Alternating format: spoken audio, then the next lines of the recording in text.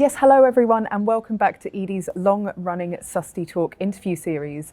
These are our series of video interviews with sustainability leaders from across the UK and beyond to help keep us all connected. And we started running these virtually in early 2020 in the depths of COVID lockdown, but I'm delighted to be here at ED23 today for our second day of our biggest face-to-face event of the year. For those unfamiliar with ED23, it is an evolution of our long-running Sustainability Leaders Forum, our premier event dedicated to achieving environmental leadership and social transformation through courageous business leadership. And of course, the ability that businesses have to be courageous and transform is attributable in no small part to the policy landscape in which they operate. So I'm delighted to have two great speakers on hand to discuss how green policy in the UK has improved and can be improved further.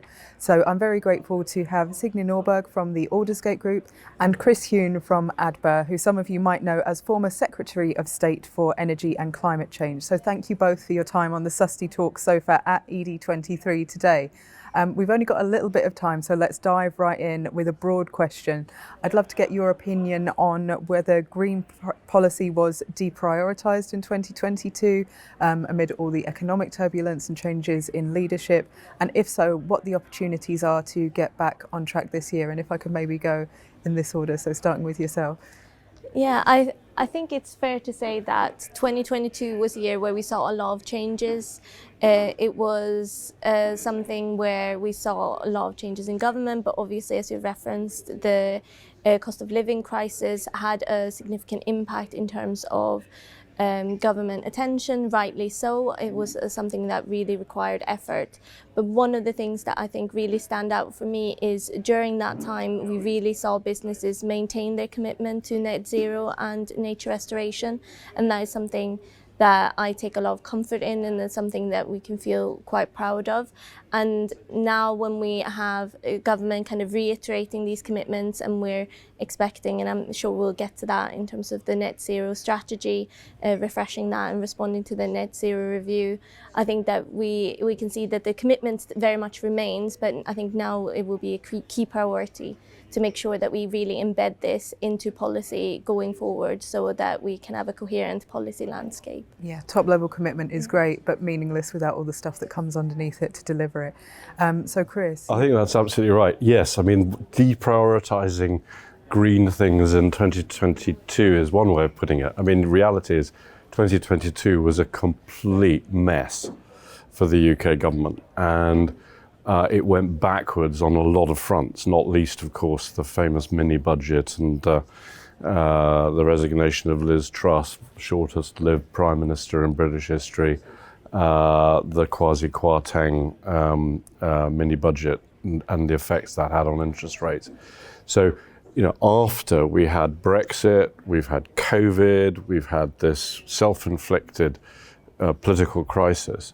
We've had a long period and when actually the government has been focused on other things. And for Boris Johnson, for example, I think there was always good commitment on the green agenda, but because he was probably going to go down in history as the worst prime minister this country has ever had, he had a complete inability to actually follow through with anything that actually delivered. So, you know, words are one thing, but actually delivering policy action is something else. And the government has been seriously behind on that and has done some really extraordinary own goals. I mean, if you look in my area, the energy security strategy was quite unbelievable last April under Boris Johnson. I mean, it completely said nothing new about energy saving when every other European country was desperately trying to save energy in the face of the Russian gas crisis. It was importing LNG when the LNG gas markets were going crazy, and it said absolutely nothing about biogas again when everybody else in Europe was looking to biogas as a way of dealing with the Russian gas crisis. So the government has been through a very bad patch, and it can only get better. Well, I did want to come on to the opportunities there. As you alluded to, we are entering something of a moment to turn that top level commitment into action if only we seize it. The Net Zero Review has been published earlier this year. How much much of that gets transcribed into policy is up for debate. The net zero strategy is up for a refresh. So have you heard any movement around this? What are you expecting from the Aldersgate group, and what is the group pressing for ahead of that response? I think one of the things that we really feel quite strongly about is just sort of underpinning that sort of key message from the Skidmore review in terms of just what an economic opportunity net zero can be if it's embraced completely and it's sort of rapidly implemented. So we're very much asking for a strong response from government, from across all departments, a comprehensive response to it, where it really delves into what next needs to come, what are the immediate priorities in the near term to kind of help us remain on track towards meeting our 2050 targets, and really tackling the immediate policy priorities. And that needs to include some of the more difficult areas around grid infrastructure. We need to see progress on resource efficiency, energy efficiency, in terms of making sure that our buildings work for people, but also reduce carbon emissions. And we also need to see policy progress as well for heavy industry. So it's really making sure that there is a comprehensive response across the board that really fully embrace this agenda and provide that clear signal of intent of what is coming down the line. And to coordinate all this, we do think that eventually we will need an office for net zero delivery, which is something that is also picked up by the net zero review, and making sure that that is a body that can operate independently of government and help coordinate across Whitehall in order to have that coherency and consistency across. Chris, I see you nodding there. So what was your reaction to that review, and how important is that? Well, I thought the review is almost impossible to be critical of, because it has everything in it. And that's both a strength and a weakness. I mean, it's a strength because it is very comprehensive. It's a weakness because it is 300 plus pages, which really doesn't shrink down to an overview. But I think that you're absolutely right. I think that one of the things that we need is a chasing mechanism in Whitehall, so that things are not just wordy commitments, but are turned into policy and are then delivered. And so there has to be leadership from the top is absolutely crucial. The Prime Minister and the Chancellor both have to be committed to this agenda, not just whoever is the Secretary of State for the new Department of Energy and Climate Change, whatever its latest name is. And we've got to have a rolling program every year that everybody can see, so that there is a matching up of actual action with the goals that the government has set. Now, we've got that in a way with an independence with the Committee on Climate Change, but it needs to be made operational within government with an office following through, as the Net Zero Review said, following through on actions, and the government in each department having very clear deadlines for doing things. You know, frankly, saying you're going to do something without a time frame means nothing. You need a deadline. You as a journalist know that. You've got to deliver on time and hopefully on budget. And that means, like anybody who knows in business, you've got to you've got to try and actually do things and get things happening rather than merely talking about them. And we've had an awful lot of talk over the last few years.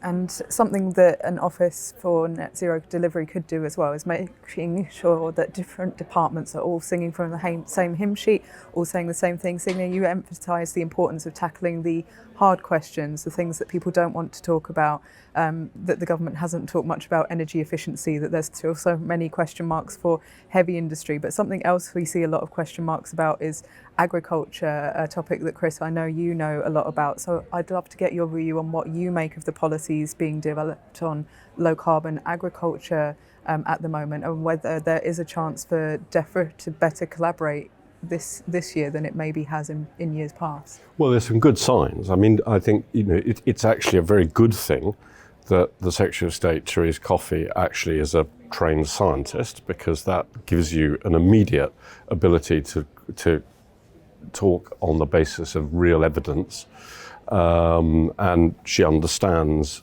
the chemistry of things like anaerobic digestion and so forth. So that's all very good news. The problem so much is, particularly in a field like biogas, where you're looking at digesters that are taking waste and turning it into a substitute for natural gas, is our lead department is effectively the energy department. But DEFRA is absolutely crucial because DEFRA is responsible for all the waste collections, and DEFRA is also responsible for the regulation of the plants. Transport is absolutely crucial because transport, for example, is dealing with whether you use the end product biomethane in things like heavy goods vehicles and so on. So we have classically one of those issues where we go across different government departments and we need joined up government. And for all of these departments, it's not necessarily the case that climate change and net zero is top of their agenda. It's just another add-on. Transport department, the key thing is just keeping people moving. So, net zero is some way down their list of priorities. Now, with the new Department of Energy and Climate Change, whatever it's called, then that is something which, net zero is going to be absolutely crucial. But again, with DEFRA, there's a lot of other things on the green agenda, like water quality and so forth, which don't necessarily feed into directly into the net zero agenda. So it's something that has to be led from the top as a joined up piece of government. So for DEFRA, is farming a place where all of that could come together? You mentioned things like water quality, that's linked to farming, net zero, that's linked to farming and land use. So is this an opportunity? And if so, are they seizing that opportunity? Well, I think the key thing with farming is that at the moment, politicians are not grasping the nettle and looking at what I think are coming down the track are going to be some really hard choices. Because they're looking at things like tree planting, and that's great, but in a relatively small country like the UK, the idea that we can decarbonise agriculture by planting a load of trees or by dealing with peatlands, it's part of the solution, but it's a pretty small part of the solution. And the big choices that we face longer run, what is the future of the livestock sector? Are we actually going to be eating as much meat, eating as much dairy as we are? If we are, then that actually means that a lot of that livestock has to be kept effectively in industrial units, which a lot of people hate. But if they're kept in industrial units, you can capture the carbon emissions, and you can make a lot of that livestock really quite carbon neutral. But that's a choice, politicians don't want to tell us all we've got to get more veggie. Alternatively, they don't want to tell us all that we're going to have to, lock up a load of our livestock in sheds to capture all the carbon emissions. So, are there other realistic options for the long-term future of agriculture? But one thing is absolutely clear: if you're not going to decarbonise agriculture unless you can use wastes, manures and slurries in particular, and make sure that the energy produced from that is used back in agriculture, and that the digestate is a substitute for synthetic fertilizer. Another key point, again, that politicians are not addressing with agriculture is the use of synthetic fertilizer. Globally, it's absolutely crucial. But if we cut synthetic fertilizer, which is basically natural gas production, if we cut synthetic fertilizer, probably half of the world's population is unsustainable. So we could go down from about 8 billion to about 4 billion people. So synthetic fertilizer is absolutely crucial. So what is the alternative to that? How are we realistic? And we're only beginning to have a serious conversation about the choices. And a lot of people, including many people in the Green movement, just aren't facing up to these quite hard numbers. Well, it sounds like we could do a whole Susty talk just on fertiliser. Honestly, it is quite fascinating. But as we come to a close, I do want to zoom back out on green policy more broadly. The whole point of the Net Zero Review was to make sure that the transition was pro-business, pro-growth, that the economic and social benefits could be maximised. And a lot of the options you mentioned, Chris, sound like they wouldn't be doing that. But it sounds like finally these two agendas are coming together for the government. It might be a good moment, an opportune moment to sell the opportunity of getting into these hard discussions. So what would your advice be for anyone that's listening from a business that's trying to engage policymakers at this delicate moment in time in many ways? I think from my perspective, the starting point is don't underestimate the impact of vocalizing your support for the net zero and nature agenda, really making sure that that is something that you're very clear on when you speak to policymakers and officials and parliamentarians, because it is important that they understand that there is business support for this and that there is private sector backing them and encouraging them to go further in their work. But in addition to that, I would say it's very important to be specific. What is it that your business needs? What is it that your sector needs in order to further advance your efforts in terms of decarbonisation, nature restoration? What is it that you need and will help unlock further efforts in your sector? So it is not just about vocalizing the support, but it's about being specific in those discussions.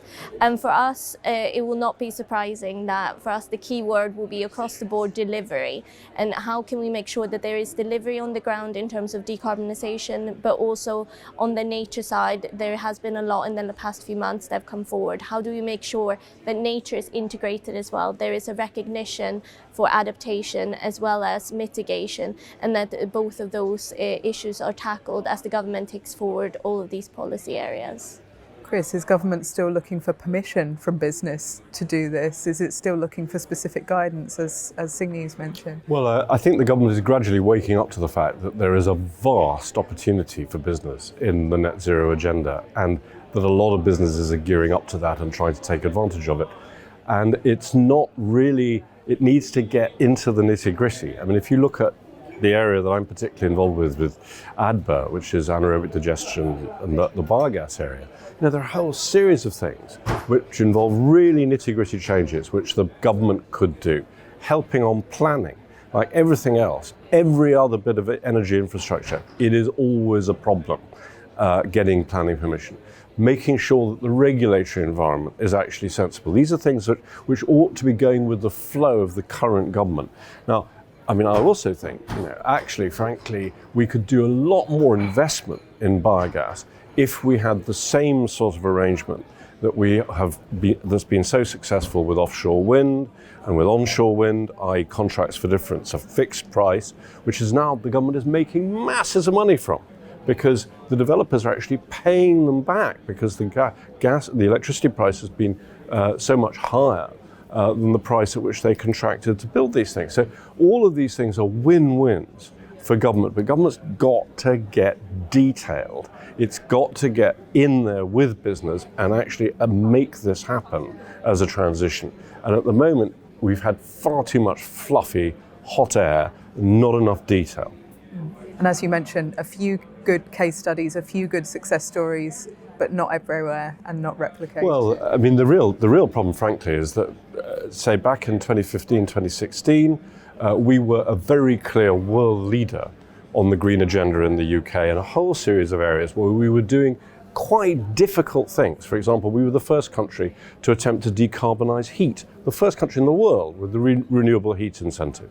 We were doing good stuff on energy saving. A lot of that has been unwound. We've had a load of stuff which is basically about talking the talk without actually detailed work to make it happen. We've got to get real, got to get detailed. I think Rishi Sunak is serious, much better than we've had for a long time. And that's a big step forward, and I hope that Keir Starmer is in the same position. But we've had a long period when we've had a lot of bluster and bluff and not enough delivery. Got it. Well, on the theme of less talk and more delivery, I should probably stop talking now and let you get on with the rest of your day at conference. Thank you so much for your time. I know that green policy is definitely a moving feast. It certainly has been in the last few weeks. As you mentioned, we don't even know the acronym for the new department necessarily. So thank you both for helping us unpack some of those most recent policy opportunities and challenges and what's on the horizon for the rest of 2023. We'll be back with you throughout the course of the two-day ED23 conference with more Susty Talk Sofa interviews. But for now, it's a goodbye from me. Goodbye.